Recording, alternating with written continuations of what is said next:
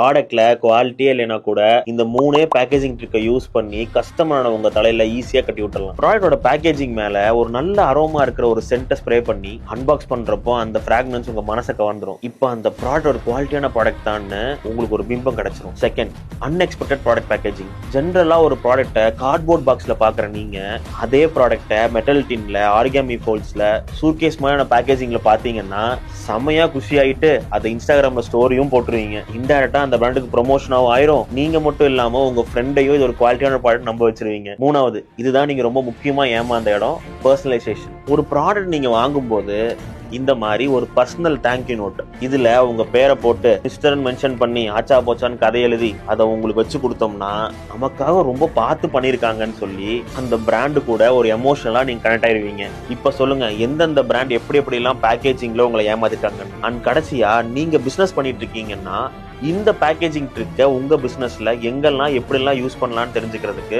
என்ன ஃபாலோ பண்ணிட்டு பாக்ஸ்னு கமெண்ட் பண்ணுங்க. நானே அந்த கம்ப்ளீட் கைடை உங்களுக்கு பர்சனலா டிஎம் பண்றேன். அதை விட முக்கியம், உங்க ப்ராடக்ட் குவாலிட்டியா இருந்தா மட்டும் கமெண்ட் பண்ணுங்க.